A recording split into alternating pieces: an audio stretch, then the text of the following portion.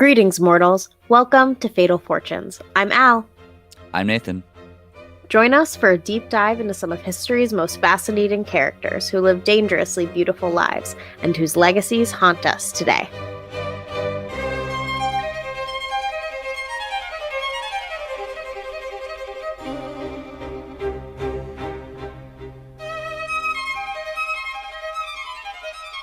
Welcome to the first episode of Fatal Fortunes of 2022. You know, it's our podcast anniversary tomorrow. It is the 1 year anniversary of this ye old podcast. And go to our website, fatalfortunes.com, to check out a little blog post I made with all of the stats. The statistics. That is the word I'm looking for. Nathan and I are recording together for the first time. I was supposed to say 1 year anniversary, first episode of 2022, and I think the first in person ever. Ever. Yeah. And I got my poster. Everybody, I got my poster. I took a peek at it. It does look pretty cool. It does? Yeah. Dope. It's the one of her sobbing, so how could you go wrong? Oh my God, that movie was so bad. And it kind of defeated me with movies because I had gotten back into going to movies right before, of course. Ms. Omicron. Yeah. Returned. Came to Sunday brunch and and then all my friends said House of Gucci is bad and Licorice Pizza was bad. Things about both of those, yeah. Yeah, so people were telling me this was bad. So and then of course we saw Spencer and bad. So yeah. Oh well. But yeah, maybe we're here at my cabin in the woods. Law school has announced that they are going online for the first week. So woo. See how that turns out. Changes. Yeah. But anyway, our first guest is subject. Our first subject is ye old Jeff Buckley. Ye old. He didn't make it very old, unfortunately. Yeah. But he was born in 1966, and I can tell you what was happening in 1966. There's a coup in the Central African Republic. I bet the U.S. had a hand in that one if we did some digging. We could dig. I'm going to dig later. The Tashkent Declaration was signed ending Pakistani and Indian hostilities. Julian Bond was not allowed to take his seat in the Georgia House of Representatives because of his anti-war stance. Eventually he was seated and then went on to be the chairman of the NAACP. So, yay! Fuck you for not seating me. Several coups in Nigeria. Because when I was doing the research for this, I wrote, okay, coup in Nigeria. And then there was another one, so I wrote, my God. Couple coups in Nigeria. And then I just had to go several. Yeah. I'll have to do some digging on that one too, I guess. Yeah. UK stops trading with Rhodesia. Soviet Luna 9 lands on the moon. I didn't even know they did that. They did that. Incredible. The Vietnam War is happening, and Johnson says he won't pull out. Al, your wording has to be better on that one. But, yeah, Johnson sucks with war, too. As did Taft and many other presidents. There's a coup in Ghana. Man, there are coups all over Africa. It's a bad year for coups, bro. It just keeps happening, yeah. And I didn't even write, anyone who was born this year died this year, because I was I bet there's it's just a too lot much. of people I love. Yeah. Flintstones ends until they make a movie of it with John Goodman. Daylight Savings starts? You gotta be kidding me. It was that recent? Yep. I don't know why I was always told it was farmer people. I know that's a lie now, but crazy that it was that recent. Miranda rights start. France leaves. Why? No, because that means that up until that point there weren't any. Oh, so it's bad that there weren't any until that point. Yeah. Sorry, I did not clarify that. France leaves NATO. Malawi becomes a republic. There's a coup in Burundi. Oh my God. And LSD becomes illegal. What a bunch of idiots who illegally tested on American citizens just years prior. And then they were like, actually, this isn't safe. Yeah, no. As they do with most drugs. Yeah, I feel like drugs are hard enough to be on that not knowing you're on them. Yeah, it was bad. Oh my God. One-way ticket to years of trauma. That guy fell out a window or jumped out a window. Oh yeah, Manhattan Project, right? No, MK Ultra. There we go. The other M. Yeah, there we go. Yeah. Ooh, I wonder when they're going to declassify all that stuff. Maybe in her lifetime, but So I don't know. JFK stuff is we still... could do an episode about the JFK stuff they declassified. Oh, have they? I didn't even think Yeah, it was a read recent thing. Yeah. Wow. Speaking of cases and classifications, the Maxwell case is over. Oh my God, yeah, we were talking And I was wrong. about I was that. dead wrong. She's guilty on out of Didn't I five, say 5 out of 6. 98% conviction rate? And that is, with the math, 5 out of 6. It's pretty close. Yep. There's some good ones born in 1966. H. John Benjamin, voice of Bob's Burgers and Archer. He's a great jazz album, too. He has a jazz album? Yeah. He can't play piano at all. It's awesome. It's, so funny. That's annoying. Okay, oh my God. Janet Jackson? I did not know Janet Jackson. I don't know. I don't even want to say that young, that old. Jeffrey Dean Morgan, who I think is super cute. Also born that year. Mike Tyson. Nice. Let's see who died. Who did not make it? Oh my God! It goes through all the photos being in color, the deaths. They're all in black and white. Mm-hmm. Haven't heard of him. Oh, Buster Keaton. Oh, R.I.P. to a king. Yeah, the only person in Hollywood who hasn't been ruined in what? Yeah, he was just goofy. Yeah. I think he was just a quirky little guy. Watch someone comment hey, Buster Keaton actually did. Buster Keaton was the first school shooter. Actually, yeah, exactly. Wow. Oh, we lost Evelyn Waugh. How do you say Evelyn Waugh? I don't know who that is. The guy who wrote this book I'm listening to on audiobook called... I'm sorry, now I have to click it. Yeah. Now I have to click it. He wrote Brideshead Revisited. He wrote what? Brideshead Revisited. Oh, I've never heard of that. Yeah, it's, post-World War I kind of doobie. Walt Disney. Oh, Walt good. Disney. Thank God he's gone. That's when they froze Walt Disney. Yeah. What are you drinking tonight, Nathan? I'm having Robot Crush for my work. What about you? I have a black cherry high noon. Yeah. Just a little roll of the swivel chair away. Perfect. Yep. But we're not here to talk about any of those crazy things we just mentioned or any of those people. We are here to talk about ye old Jeff Buckley.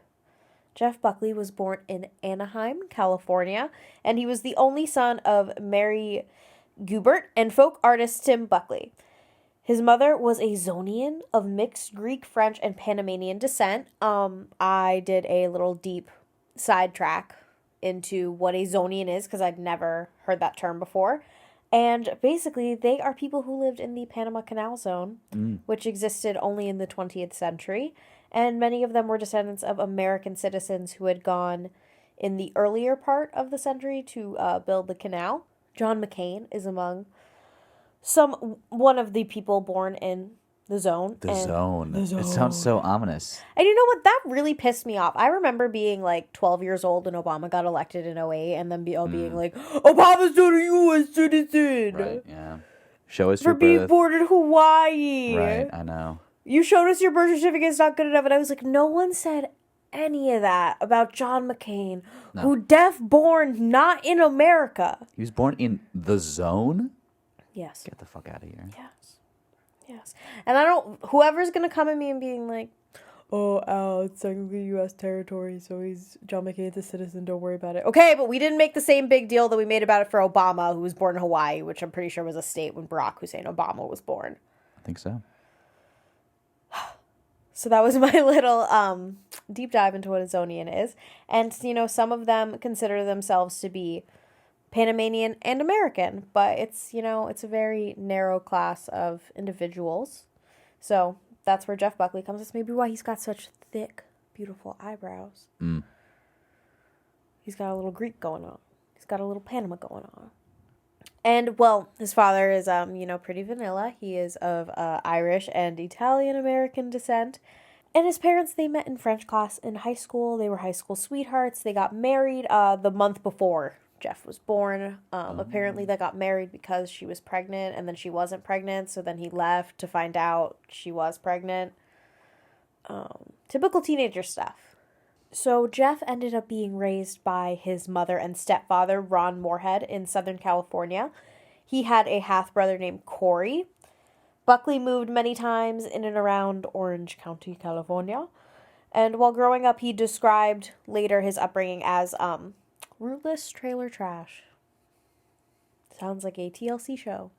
And, as a child, Jeff was actually not Jeff at all. He was named Scotty Moorhead based on his middle name and his stepfather's last name.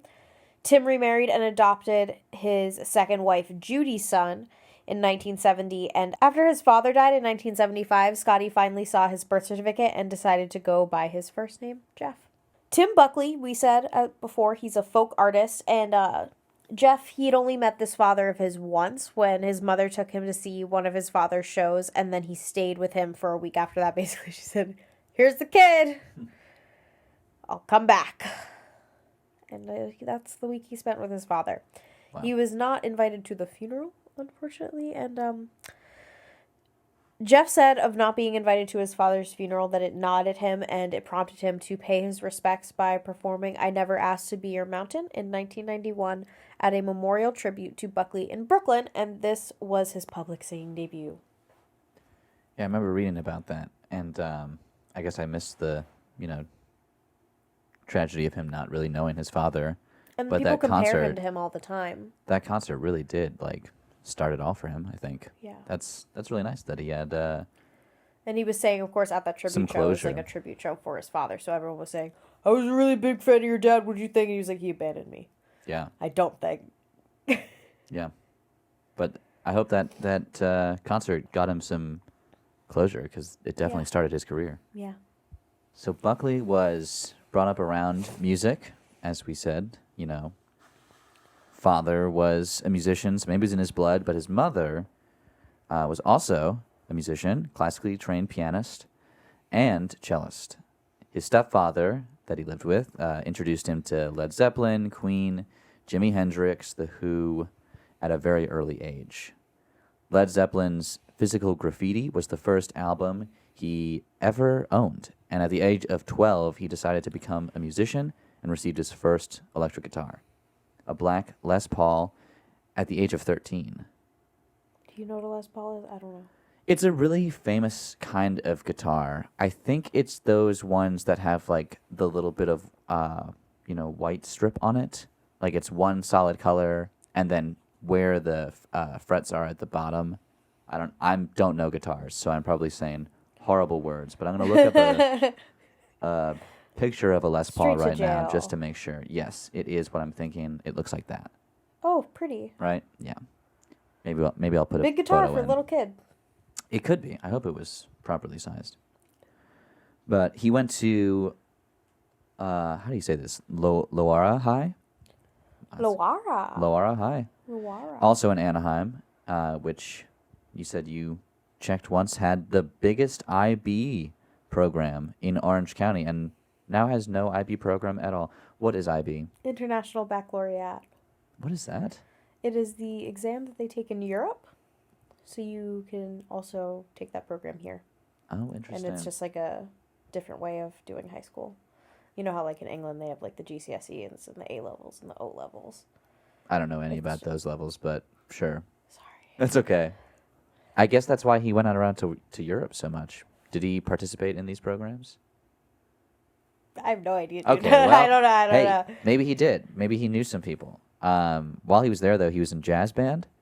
After high school, he moved to Hollywood and did a 1-year course at the Musicians Institute, which didn't have any graduates that you had heard of. I mean, I probably don't know if I'd heard of any either. That sounds like a very obscure. I've never heard of the Musicians Institute. But in 1994, he told Rolling Stone that his year in high school, or that school, was a waste of time. Buckley spent the next 6 years working in a hotel, playing guitar in various struggling bands, and playing in styles from jazz, reggae, and roots to rock and roll and heavy metal. He toured with the dance hall reggae artist Shinehead, and throughout this period, Buckley limited singing to backing vocals. He moved to New York City in February of 1990, but found very few opportunities to work as a musician. Duh. It's not an easy time to, be coming up in New York, although is any time a good time to come up in New York. Was it ever? as an Tammany Hall was a artist. great time, I bet, if you were in Tammany Hall. When was that? Like, Robber Baron era? 1880s-ish? yeah. That's the time to come up in New York, and now It's too all late. over. It's too late now. It's too late. He was introduced to Qawwali, the Sufi devotional music of India and Pakistan, and to Nusrat Fateh Ali Khan, You did so good. one of its best-known singers. Buckley moved back to Los Angeles in September when his father's former manager, Herb Cohen, offered to help him record his first demo of original songs. Buckley completed Babylon Dungeon Sessions. So this was a 4-song cassette. On subsequent trips to New York in mid-1991, Buckley began co-writing with Gary Lucas, resulting in the songs Grace and Mojo Pin, and by late 1991, he began performing with Lucas's band Gods and Monsters around New York City. After being offered a development deal as a member of Gods and Monsters at Imago Records, Buckley moved back to New York to the Lower East Side at the end of 1991. The day after Gods and Monsters officially debuted in March 1992, he decided to leave the band. So dramatic. Yeah, that's kind of a fancy exit he got there. Yeah. He first appeared at Cine, which is a cafe, in April of 1992, and quickly earned a regular Monday night slot there. His repertoire consisted of a diverse range of folk, rock, R&B, blues, and jazz cover songs, much of it music he had newly learned. Over the next few months, Buckley attracted admiring crowds and attention from record label executives. Industry maven Clive Davis even dropped by to see him. By the summer of 1992, limos from executives eager to sign the singer lined the street outside Cine. Can you imagine? In New York City? Yeah. Lining limos? Only for like a movie premiere. For a cafe? No. Not at all. What they sell it in there? Good music, apparently. they got some good music, hopefully some good drinks. So Jeff is now officially signed to Columbia through all these executives coming in and seeing him, and he starts to record his first album with the deal that he signed in mid-1993.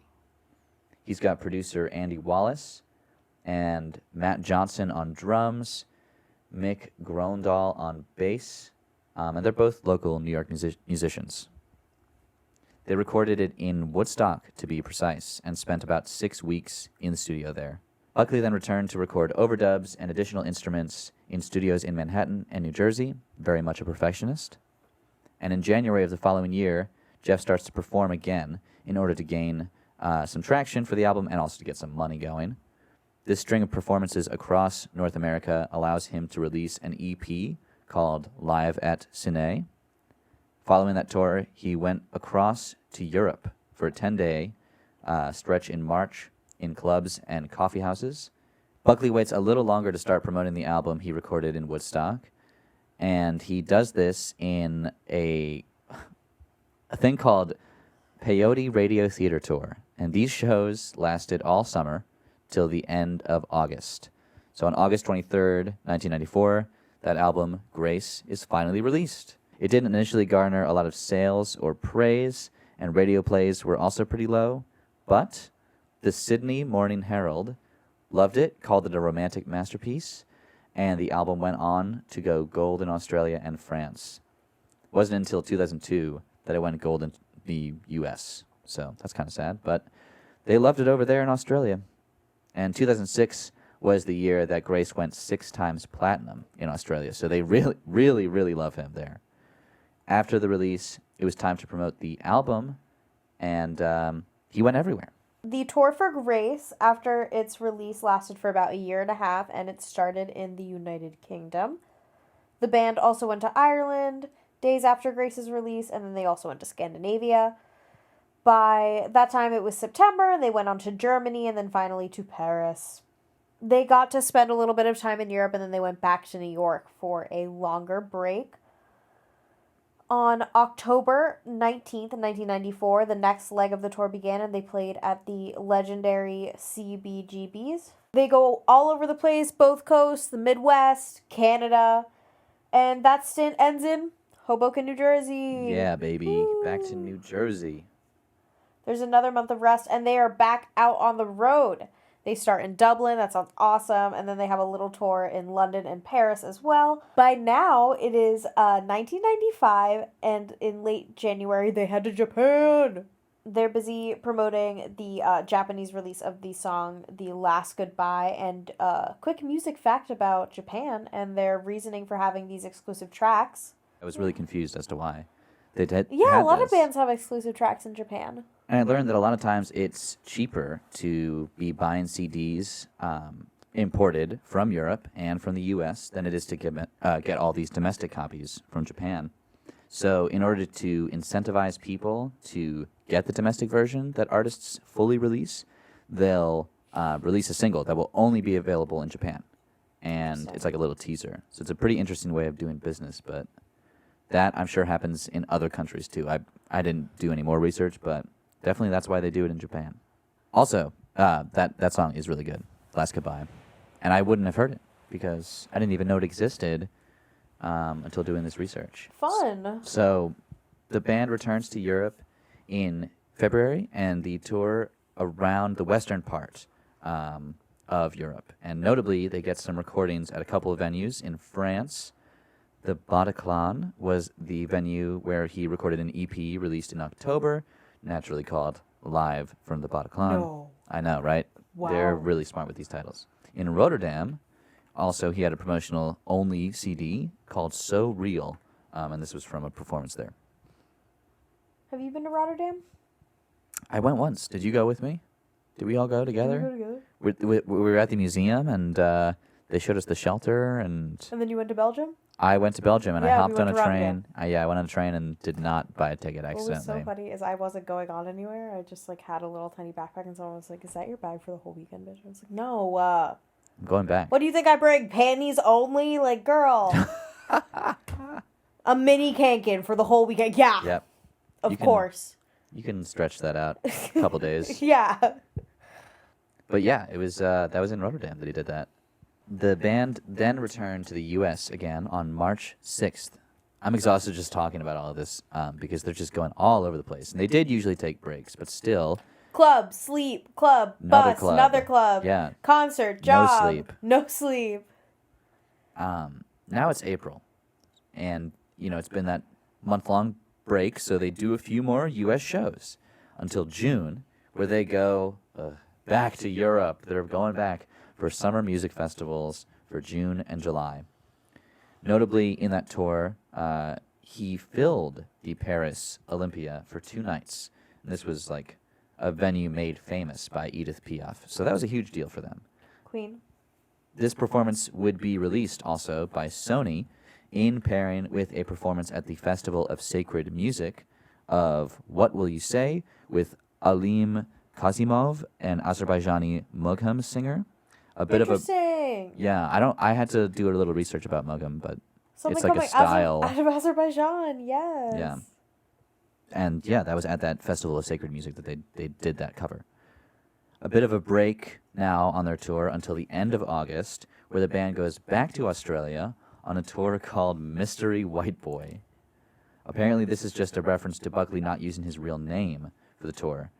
So obviously Australia loved him. I know, right? Not the Jeff Buckley tour, Mystery White Boy tour. It's Mystery White Boy because, yeah, he might as well be. But Australians love him. And he planned to do another extended tour the following year in 1996. In February, covering both Australia and New Zealand this time, too. They really love him down under. Imagine an artist being able to enter New Zealand ever again. I think they can do it. They'll They'll get enough boosters. Yeah, they'll be fine. You know what I think might be fun? Sorry, sidetrack. You're fine. Starting the ring that imports Chinese cigarettes to New Zealand now that they've made cigarettes illegal. In China? No, in New Zealand. I didn't even know they did that. Yeah. Why'd they do that? She signed some new law that said Everyone born today will never smoke.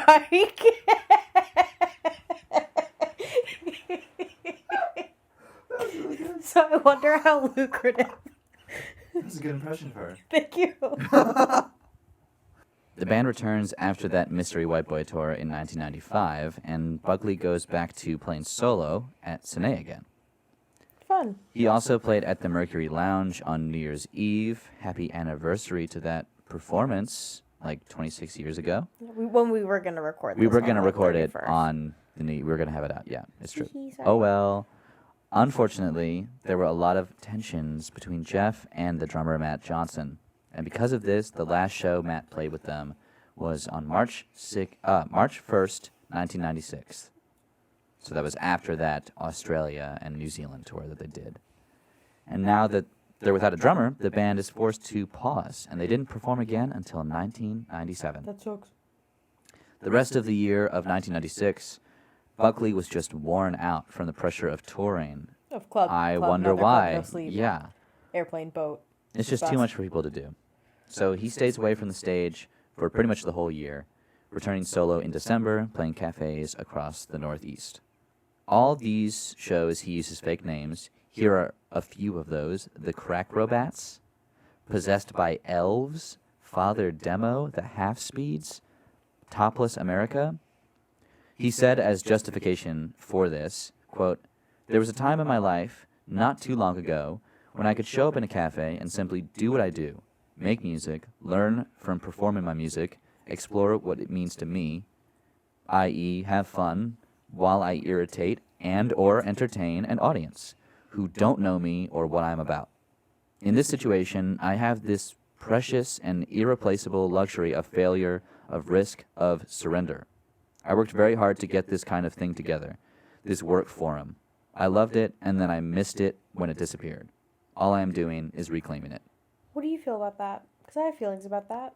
I feel like it makes sense, because now he's garnered some success. But also, it's like, only to a degree. He's still playing in coffee houses. I don't think he would be playing other places. You know, he does festivals when he wants to in Europe, but it is kind of nice for people to know your name in that regard to make money. But I also hear what he's saying about wanting to remain anonymous and like no one's ever seen him before. It's a cool feeling. I don't feel that bad for him, to be honest, though. In my mind, I'm kind of like, you went to the crossroads and sold your fucking soul so that you could be the musician you always wanted to be. And now you're mad about the consequences? Like, you can't tell me you didn't think about them. You've been wanting to be a musician since you were 12 years old. Yeah, especially, like I said, playing at the huge festivals, that's on purpose. Like, we can't feel sorry for him for that. Yeah. We can feel sorry for Avicii, though. R.I.P. Fatal Fortune. Ooh, we haven't done someone who died in the 21st century in a while. So Jeff has recuperated a little bit. He's finally ready to record that second album. So the band flew down from New York to Memphis, Tennessee.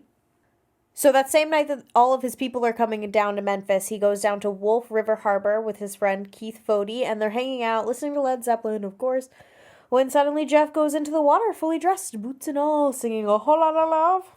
I wonder if they'd be like, copyright claim, you say a whole lot of love in the tones that it's supposed to be in. You have perfect pitch, and now Universal Music Group is coming after you. Keith looks away for a second to grab the radio and the guitar out of the way of a wave that was made by a passing tugboat. And then when he looks up, Jeff is nowhere to be seen.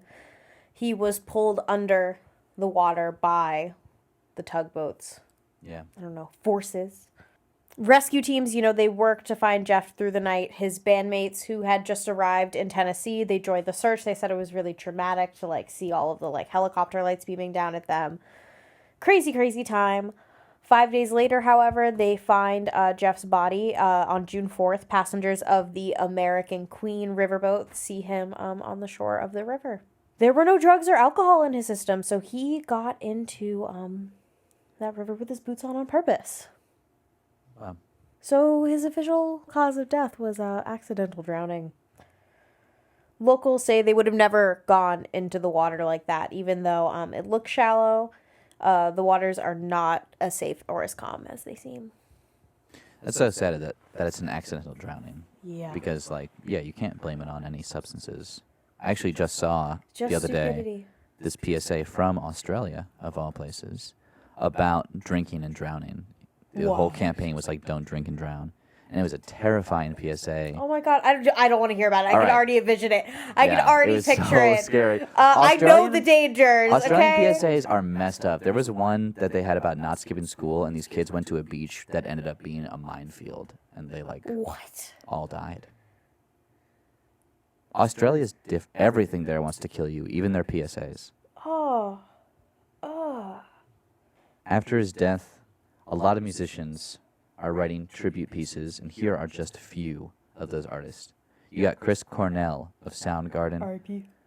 Elizabeth Fraser of the Cocteau Twins, Rufus Wainwright, Bono, wow, even Lana Del Rey cites him as an influence. Problematic Queen. Gotta love her. And he really only had that one full-length LP Grace out, so after his death, there were a lot of demos that were floating around. This eventually coalesced into Sketches for My Sweetheart the Drunk. Again, this album got gold in Australia really quickly. Boom. In the same year it was released, 1998, and 3 more albums were released, composed of live recordings, and there were so many documentaries on him made. A lot of TV programs from Europe also covered his life, and 10 years after his passing, countries around the world celebrated his music, including, of course, Australia, Canada, France, Iceland, Ireland, and the U.S. These were events sometimes organized by and sometimes attended by Buckley's family members. In 2015, Sony was digging around for the 20th anniversary of Grace when they found old studio recordings from 1993 of mostly other artists performing covers, and these old covers were compiled into an album called You and I. It features Bob Dylan's on it, Sly and the Family Stone, and of course it's got Jeff. And as I said before, so many artists have been inspired and continue to be inspired by him, including Muse, Adele, Eddie Vedder, even Radiohead. And finally, something we can look out for, there's a biopic on his life that started filming this past fall. It's going to be director Orion Williams' first, so we'll be on the lookout for that. That we should go see in theaters. Yeah, hopefully it's better than Spencer. Matinee on a rainy day. Yes. Bucket of popcorn we make our other friend pay for. Yes. Ooh, that's going to be fun, because in my research I found that like all of the documentaries on him were like very 2002. And I thought that he was, bigger than that. He's definitely had some more impact than that. Yeah. That's the end. Yeah. So there's been another episode of Fatal Fortunes, guys. Thank you so much for tuning in. Again, we are working on some guests. Mm-hmm. Oh, I wonder if we're going to do another episode in person. I bet the world's going to end before we get to. Probably, yeah. Yeah. Lily Elbe, the Danish girl, is next. Oh, God. I don't want to watch that Eddie Redmayne movie. You know where I saw that movie for the first time? Where? Oh, it's... I know exactly. Yeah! I know exactly where you saw it. Yeah. Oh, my God. Maybe that could be our thing.